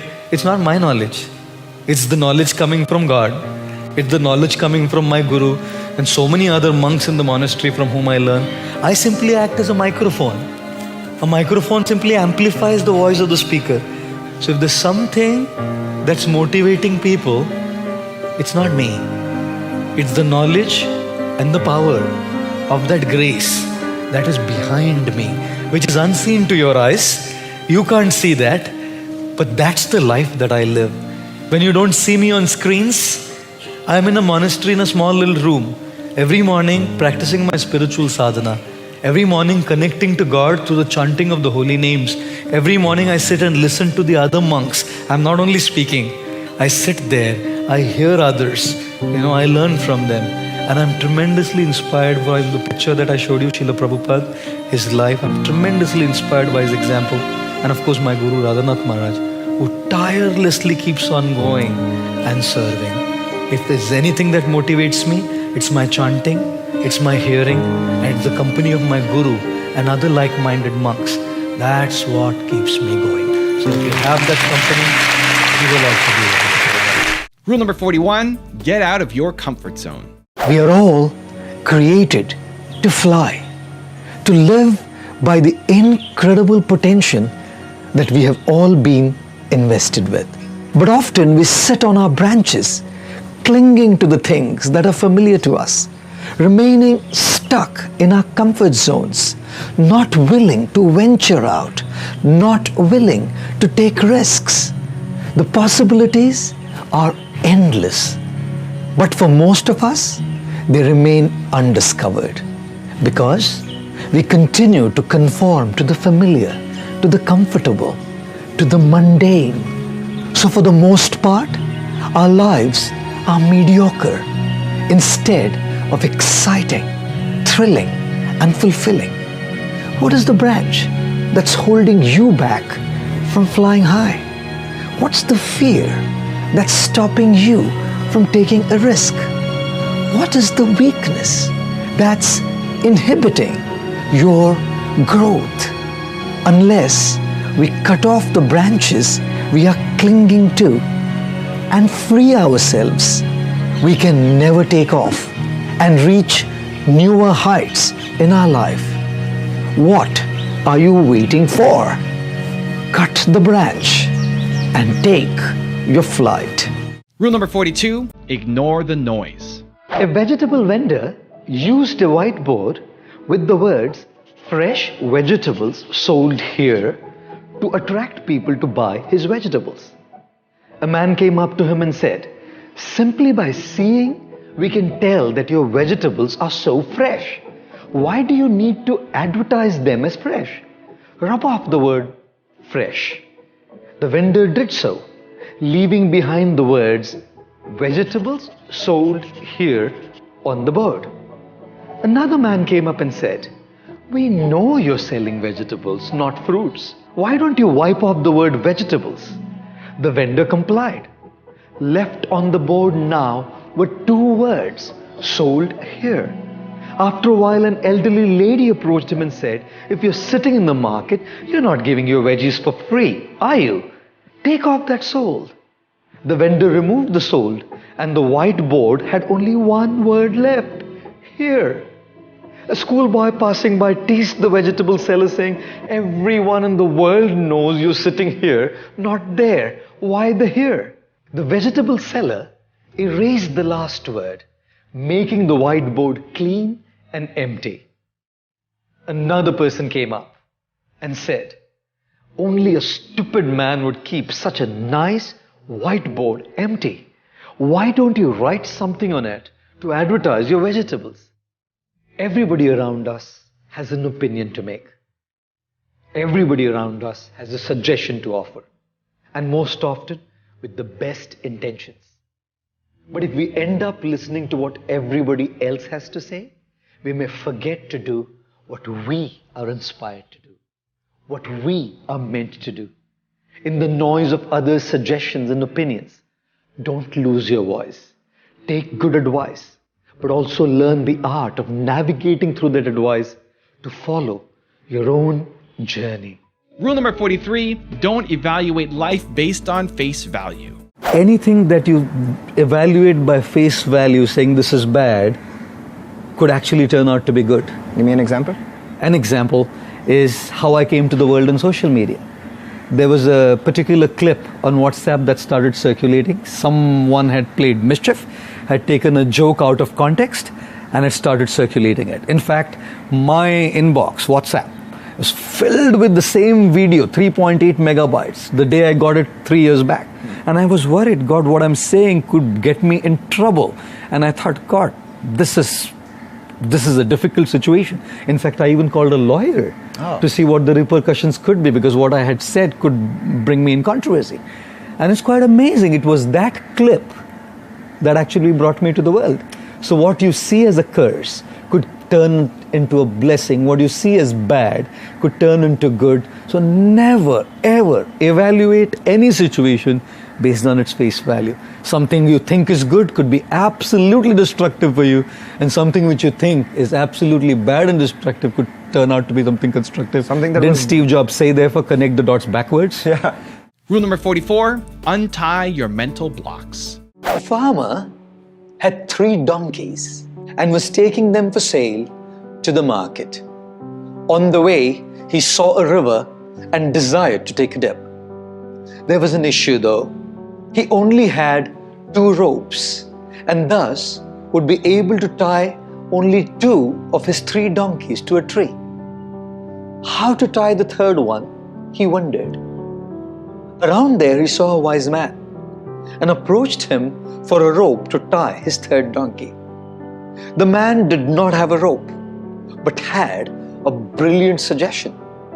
He told the farmer, "Tie the 2 donkeys up to a tree with the ropes you have and make sure that the third donkey is watching.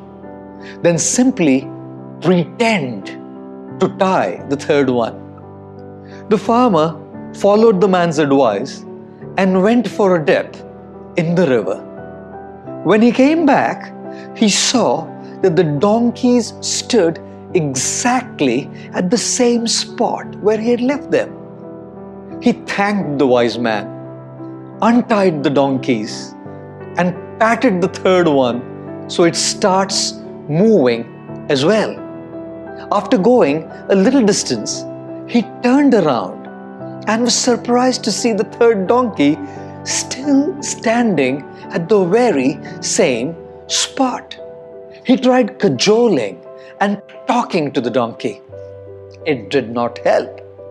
He tried to push the donkey from behind, but it refused to move from the spot. Helpless, the farmer came back to the man who asked him, "Did you untie the third donkey?" "Untie? But I never tied him up," replied the farmer. The man said, "You know that. The donkey doesn't. It still thinks it is tied up." The farmer then went through the imaginary motions of untying the donkey. And guess what? Sure enough, the donkey moved immediately as though released and walked over to join its 2 friends. What's holding us back from moving ahead and reaching our dreams? Is it a lack of resources? Is it a lack of opportunities? Is it a lack of support? Or are we tied up by the imaginary ropes of doubt, fear, hesitation? Yes, we certainly need to work on the external parameters needed for our success. What is even more important is that we untie our mental blocks and expedite our journey towards our goal. Rule number 45, be consistent. Healthcare is shifting from treatment to prevention. Going to the dentist regularly is important, not just when you are in pain. Brushing his teeth twice a day every day and visiting the dentist twice a year could have prevented the pain he's experiencing now. Why wait for problems to occur in our life if we can proactively address them and save ourselves so much pain? Going to the gym regularly is important, not just when you want a summer body. Small acts of love and kindness done regularly are important, not just the big gifts given on birthdays and anniversaries. It is the small things done rightly and consistently that make a huge difference in our lives. Success is less about intensity and more about consistency. Rule number 46, change your outlook. A tourist who was walking around a city came upon a construction site. He saw 3 men busy with their task of laying bricks. Wanting to check the inspiration, the motivation with which they were engaged in the exact same job, he asked the first man what he was doing. And the man said he was laying bricks. When he asked the second man the exact same question, the man said he was building a wall. When he turned to the third man and asked what he was doing, he said he was building a cathedral. 3 men doing the exact same task, but their outlook to their work, so different. The first man an ordinary outlook. Get your job done. The second man, a normal outlook. Make something big that can make you big money.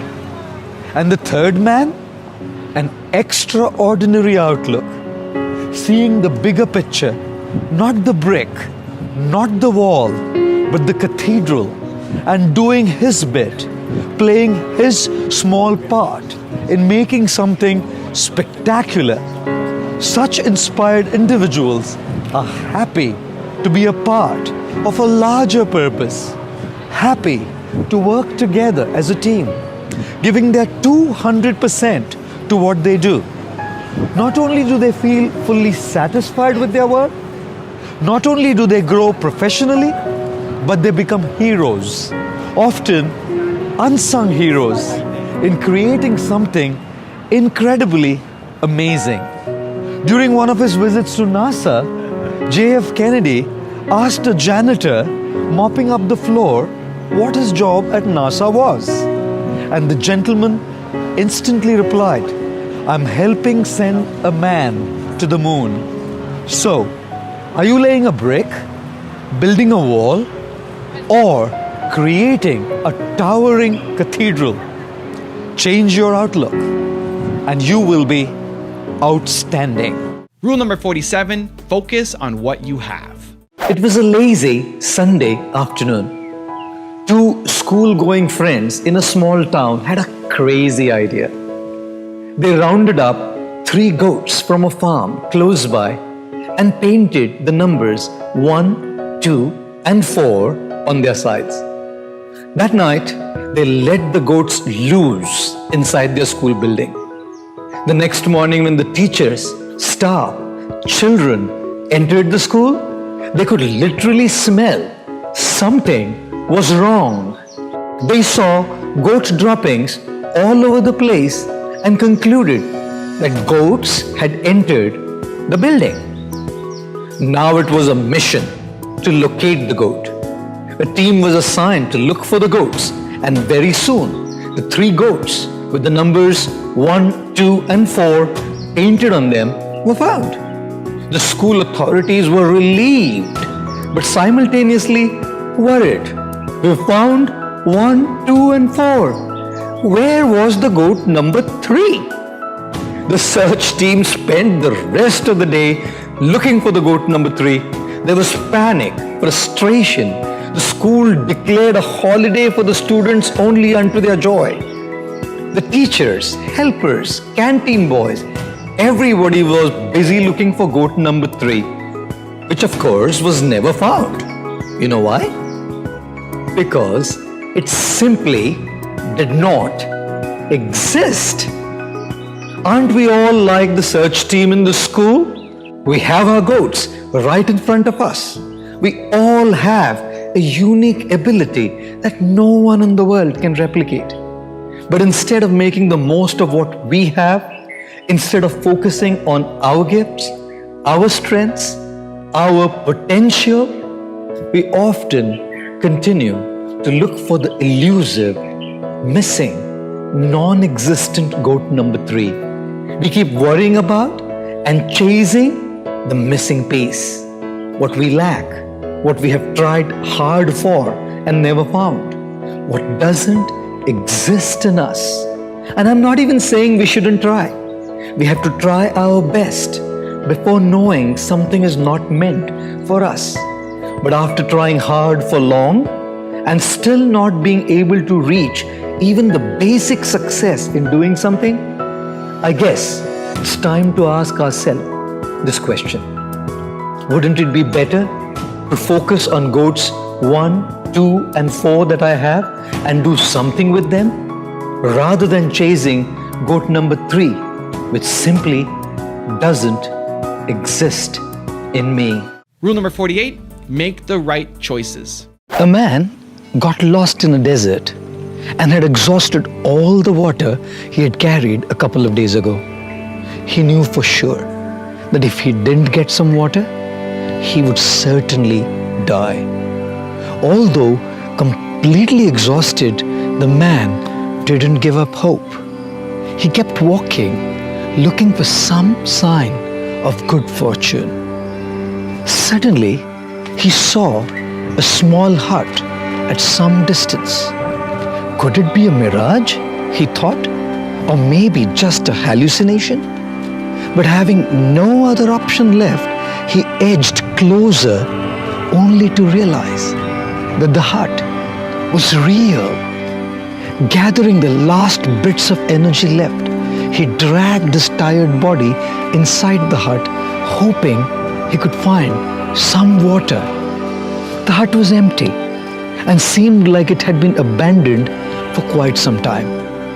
His heart skipped a beat when he saw what was in the hut.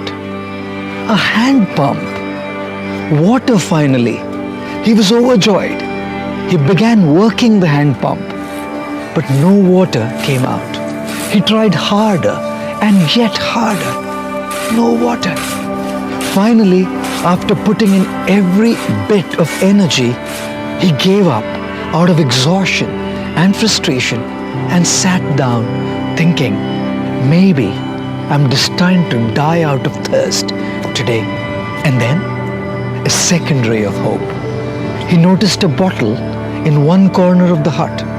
It was filled with water and corked up to prevent evaporation.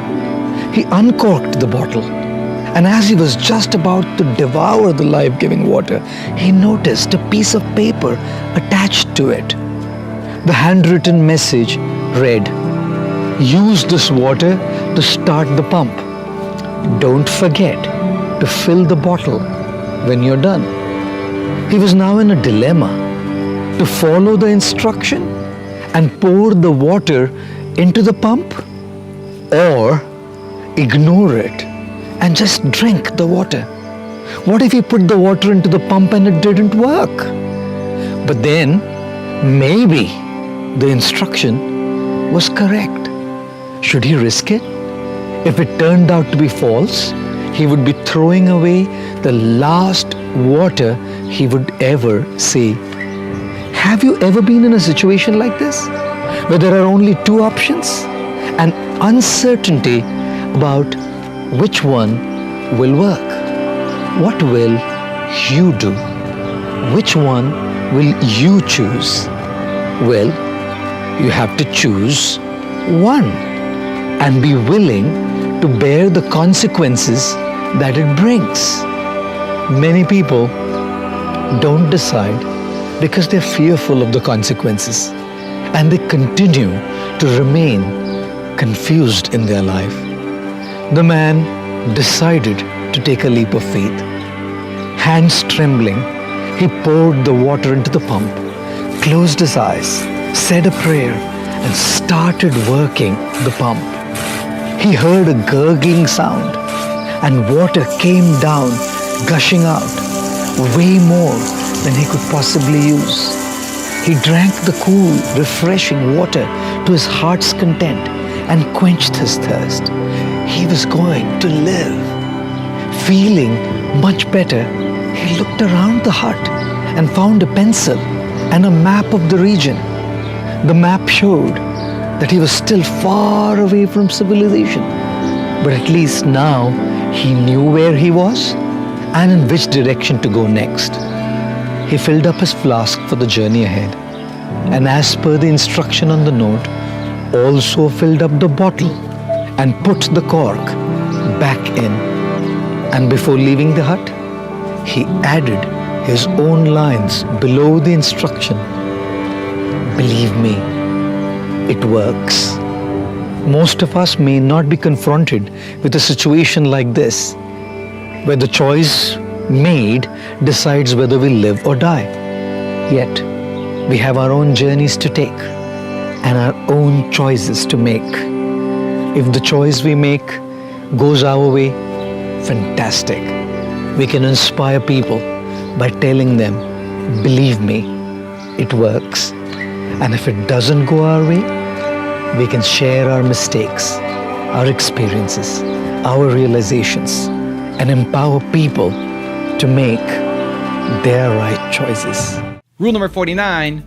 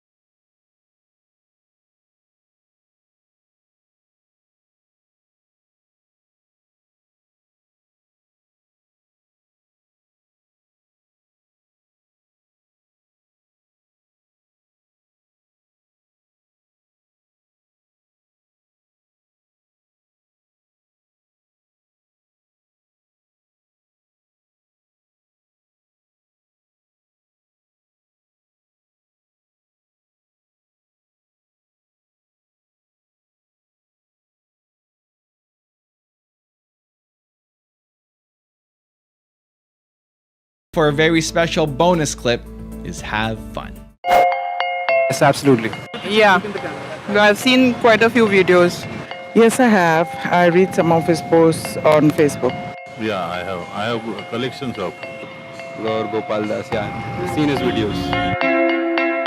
They're quite inspirational and knowledge-giving, and it also creates self-awareness about a lot of things, which we don't realize in day-to-day. So it creates a consciousness. I think it's very soothing and he gives good information about life and all other things.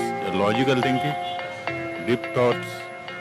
I think it is a vision for a new generation. I think they're very relevant to life today, and I think he speaks for the young and for the modern world and makes a lot of sense. I'll be delighted. He's doing a great job, so I would thank him for his contribution to society and ask him to continue doing whatever he's doing. It would be great if he could come here and, have some more live talks and more interaction with people like us. Good evening. He was kind of seated with his MacBook open and he's talking about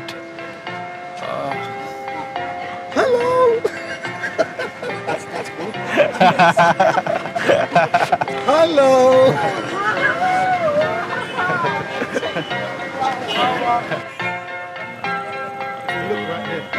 Wow.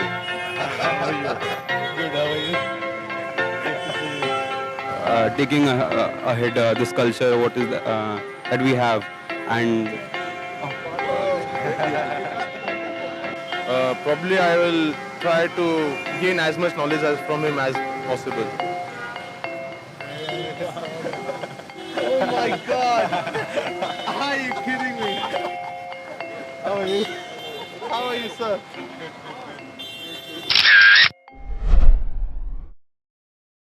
Now I've got a really special bonus clip from Gaur Gopal Das on how to go with the flow that I think you're going to really enjoy. But before that, it's time for the 3-point landing questions. Time to move from just watching another video to taking action in your life or business. And if you're feeling bold, leave your answers in the comments below. Here we go. Question number 1, what does real peace look like for you? Number 2, how will you prioritize mindfulness? And number 3, what do you need to fix in your life first? Ladies and gentlemen, isn't it amazing how many plans we make? And isn't it a reality? Not everything goes according to our plans. Even in the game of chess, we may come completely prepared with our strategy to win the game. We may even make our moves thinking that everything will go according to what we had decided and planned. The reality, however, is once we have made our move, we have no control over the moves that the opponent will make. We have no idea that the opponent has also made his or her plan. Whether it's the game of chess or the game of life, not everything goes according to what we had envisioned in our lives. This is exactly why there's a great need to go with the flow, to not be rigid about what we had decided, to learn to change our strategy as per the need of the moment. Ladies and gentlemen, adjust your plans. Adapt to the challenges that life throws at you. Adopt new strategies to match those of your opponent. Life, apply the greatest virtue of flexibility. Don't be rigid. Let's learn a very important lesson from the river Ganga as she emanates from the Himalayan mountains with her plan to move and reach her destination. She is not rigid.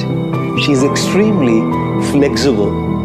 As sometimes mountains throw challenges in the form of rocks on her path, she does not stop.